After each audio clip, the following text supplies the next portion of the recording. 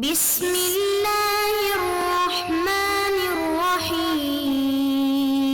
بسم الله الرحمن الرحيم. الحمد لله رب العالمين والعاقبة للمتقين والصلاة والسلام على أشرف الخلق والمرسلين وعلى آله وأصحابه وأتباعه أجمعين أما بعد. عزیز طلباء، آج کتاب الہدایہ جز ثالث کا سبق نمبر 150 ہے، اور اس سبق میں انشاءاللہ جنس عقد الکفیل العینۃ بامر الاسیل کے متعلق بات کریں گے، اور کتاب کی عبارت ومن کفل عن رجل سے لے کر فلا تصح تک ہوگی۔ آتے ہیں سبق کے متعلق اصول کی طرف۔ تو اصل نمبر 1، ضمان غیر المضمون باطل، کہ غیر مضمون چیز کا ضامن ہونا یہ باطل ہے۔ اصل نمبر 2، التوکیل بشراء غیر المعلوم باطل، کسی کو ایک غیر معلوم چیز کے خریدنے کو وکیل بنانا تو یہ توکیل باطل ہے۔ اصل نمبر 3، انما یقضى على خصم حاضر ولا يجوز على غائب الا عند حضور نائب عنه، کہ جو خصم حاضر ہے اس کے خلاف فیصلہ ہو سکتا ہے، اور جو غائب ہے تو اس کے خلاف فیصلہ کرنا جائز نہیں ہے الا یہ کہ اس کی طرف سے کوئی نائب حاضر ہو جائے۔ اصل نمبر 4، من صار مکذبا شرعا صار کلامه لغوا، کہ جس کی شرعا تکذیب کی گئی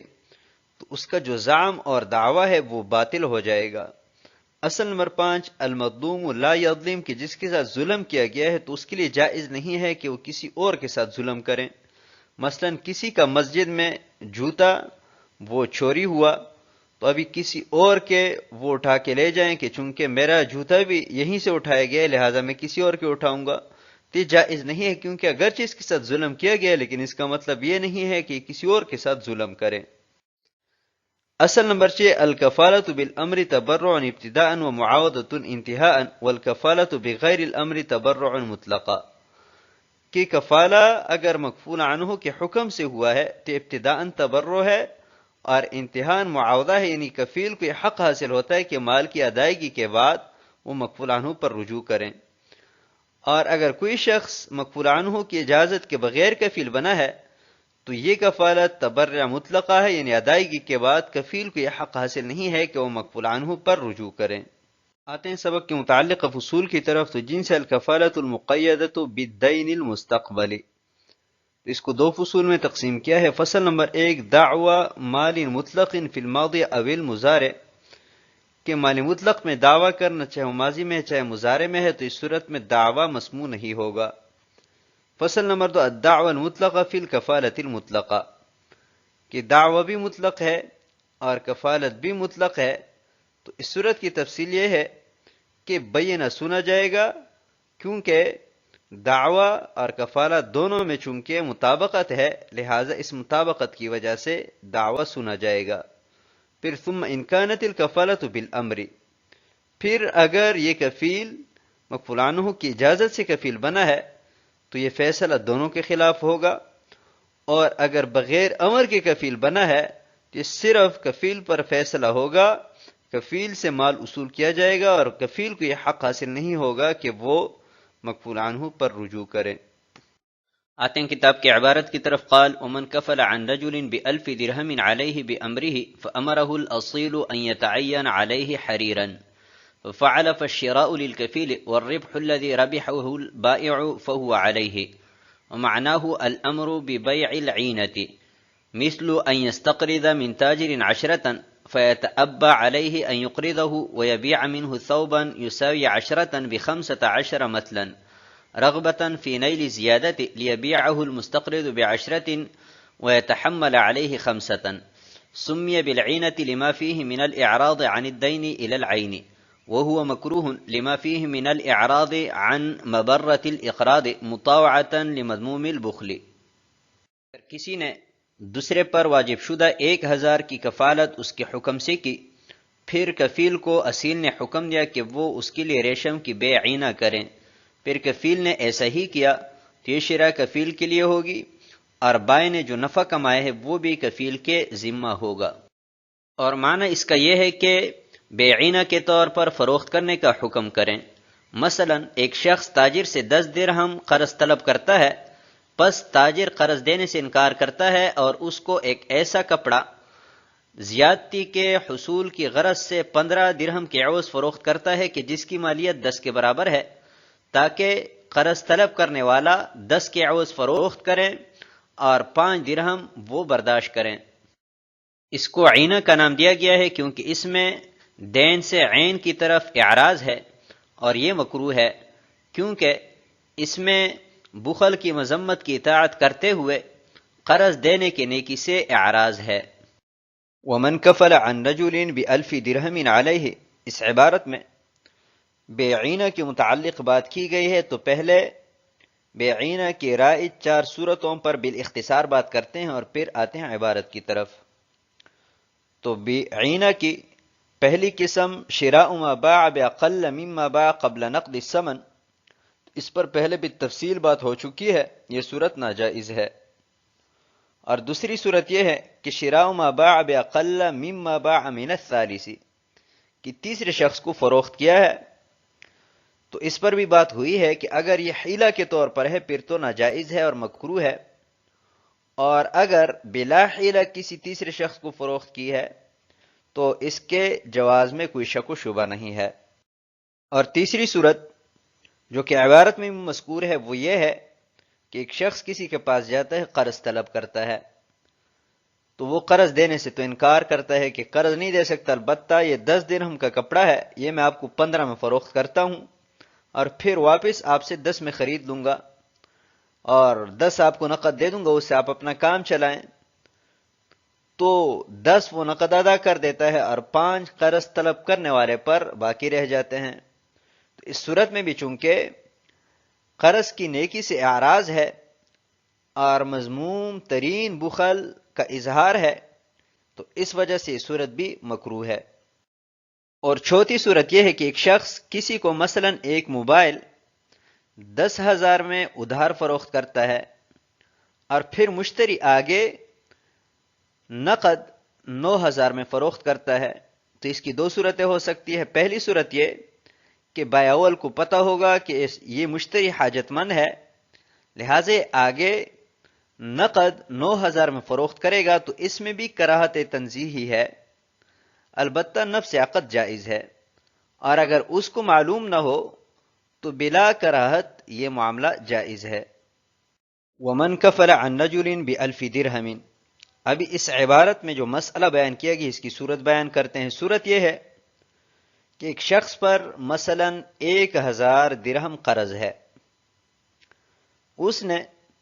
کسی سے کہا کہ آپ اس 1000 کا میری طرف سے کفیل بن جائیں، اس شخص نے عقد کفالت قبول کر لی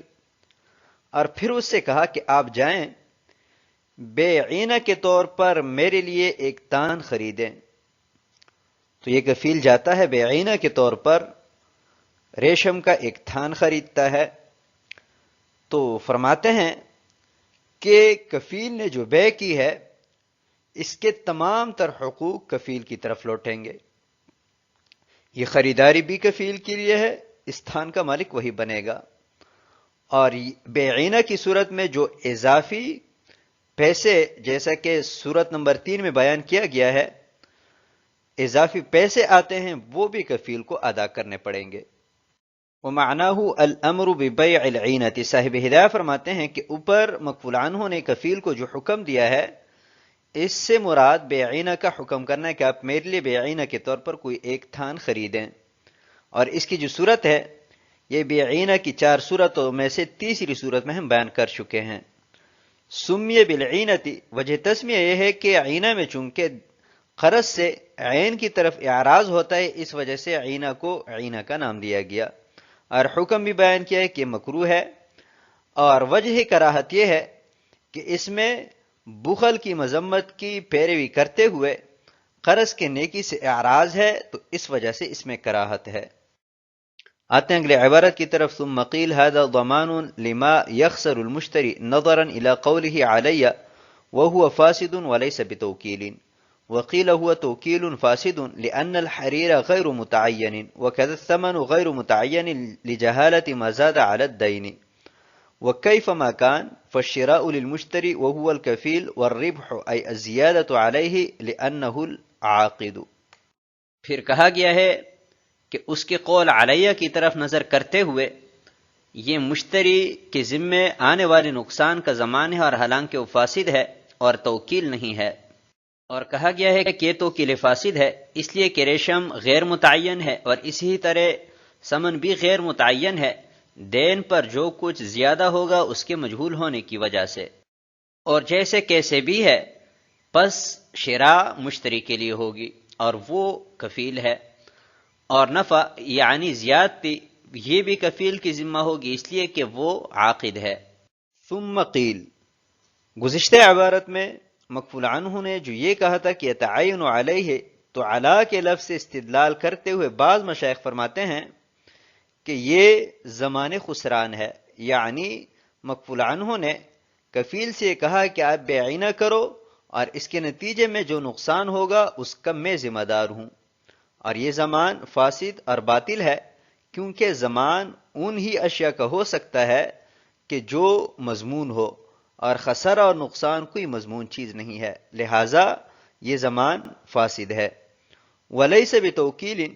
فرماتے ہیں کہ یہ توکیل بھی نہیں ہے، کیونکہ توکیل کے لیے لی کا لفظ استعمال کیا جاتا ہے نہ کہ اعلی کا۔ وقیل ہوا توکیل فاسد، اور کہا گیا ہے کہ مکفول عنہ کے اس قول سے وکالت تو ثابت ہو جائے گی، لیکن یہ توکیل فاسد ہے، کیونکہ حریر کے ایک تھان کے خریدنے کا وکیل بنایا ہے، لیکن مقدار نہیں بتلائی کہ کتنی حریر خریدنی ہے، اور اسی طرح 1000 پر کتنا نفع وہ بائع کو دینا ہے، اس اعتبار سے ثمن بھی مجہول ہوا، لہٰذا اس وجہ سے یہ توکیل فاسد ہے۔ تو جب توکیل فاسد ہوئی، کفیل جو بھی خریداری کرے گا اس کے حقوق اسی کی طرف راجع ہوں گے، خریداری اسی کے لیے ہوگی، اور جو اضافی نفع وہ بائع کو دے گا وہ بھی چونکہ کفیل عاقد ہے اسی کو برداشت کرنا پڑے گا۔ آتے ہیں اگلی عبارت کی طرف، قال ومن کفل عن نجل بما ذاب له عليه او بما قضي له عليه فغاب المكفول عنه فأقام المدعي البينة على الكفيل أن له على المكفول عنه 1000 درهم لم تقبل بينته، لأن المكفول به مال مقضي به، وهذا في لفظة القضاء ظاهر، وكذا في الأخرى لأن معنى ذاب تقرر وهو بالقضاء أو مال يقضى به، وهذا ماض أريد به المستأنف كقوله أطال الله بقاءك فالدعوى مطلق عن ذلك فلا تصح۔ اور اگر کوئی شخص کسی آدمی کی طرف سے اس کا کفیل بنا کہ جو اس پر ثابت ہے یا جس کا اس پر فیصلہ کیا گیا ہے، پھر مکفول عنہ غائب ہوا اور مدعی نے کفیل پر بینہ پیش کیا کہ اس کا مکفول عنہ پر 1000 درہم ہے، تو اس کا بینہ قبول نہیں کیا جائے گا، اس لیے کہ مکفول بھی ایسا مال ہے کہ جس پر فیصلہ کیا گیا ہے، اور یہ لفظ قضا میں تو ظاہر ہے، اور اسی طرح دوسرے میں بھی، اس لیے کہ ذابہ تقرر کے معنی میں ہے، اور مقرر ہونا قضا سے ثابت ہوگا، یا ایسا مال ہے کہ جس کا فیصلہ کیا جائے گا، اور یہ لفظ ماضی کا ہے اور مراد اس سے مستقبل ہے، جیسے کہ قائل کا قول کہ اطال اللہ بقاءک، پس دعویٰ اس سے مطلق ہے لہذا صحیح نہیں ہوگا۔ ومن کفل عن رجل، اس عبارت میں مسئلہ بیان کیا گیا ہے کہ ایک شخص کسی کے لیے کفیل بنا اور الفاظ یہ استعمال کیے کہ اس پر جو کچھ بھی ثابت ہے یا اس پر جس چیز کا بھی فیصلہ کیا گیا ہے اس کا میں کفیل ہوں، اور پھر جس کے لیے کفیل ہوا یعنی مکفول عنہ ہو وہ غائب ہوا، اور مکفول لہو نے کفیل پر بینہ پیش کیا کہ مکفول عنہ نے 1000 دینے ہیں لہٰذا مجھے آپ 1000 ادا کرو، تو فرماتے ہیں کہ مکفول لہو کا یہ بینہ کفیل کے حق میں مقبول نہیں ہوگا، لأن المکفول به مال مقضی به۔ صاحب ہدایہ نے اس کی دلیل یہ بیان فرمائی ہے کہ شخص جس مال کا کفیل ہوا اس مال کا کفیل بنا ہے کہ جس پر زمانہ ماضی میں فیصلہ ہو چکا ہے، کیونکہ اس نے ذابہ اور قضیہ کی صیغے استعمال کی اور یہ دونوں ماضی کی صیغے ہیں، یعنی وہ مال کہ جو زمانہ ماضی میں ذمہ میں ثابت ہوا ہے یا جس پر فیصلہ کیا گیا ہے، اور مکفول لہو کے بینہ سے جو ثابت ہوگا وہ فی الحال ثابت ہوگا جس کا وہ کفیل نہیں بنا ہے، کفیل صرف اس کا بنا ہے کہ جو زمانہ ماضی میں جس پر فیصلہ ہو چکا ہے۔ او مال یقضی بہ، یا ذاب اور قضیہ ہے تو ماضی کے صیغے، لیکن مراد اس سے مستقبل ہے، جیسے کہ اطال اللہ بقاء سے زمانہ مستقبل مراد، اور حالانکہ اطال ماضی کا صیغہ ہے۔ اس صورت میں مطلب یہ ہوگا کہ کفیل اس مال کا کفیل بنا ہے کچھ زمانے مستقبل میں جس پر فیصلہ کیا جائے گا۔ اگر یہ مفہوم لے تب بھی بینہ نہیں سنا جائے گا، کیونکہ یہاں پر جو دعویٰ ہے وہ دعویٰ مطلق ہے، یعنی اس میں اس بات کی تفصیل نہیں ہے کہ میرا دعویٰ اس مال کے متعلق ہے کہ جو کفیل بننے سے پہلے ہے، یا اس مال کے متعلق ہے کہ جو کفیل بننے کے بعد ہے۔ لہذا جب دعویٰ مطلق ہے تو دعویٰ درست نہیں ہے، اور جب دعویٰ درست نہیں ہے تو اس پر بینہ کا بھی کوئی اعتبار نہیں ہے، کیونکہ بینہ کے قبول کرنے کے لیے شرط یہ ہے کہ دعویٰ صحیح ہو۔ تو آج کے سبق کو ہم اسی پر ختم کرتے ہیں۔ والسلام علیکم ورحمۃ اللہ وبرکاتہ۔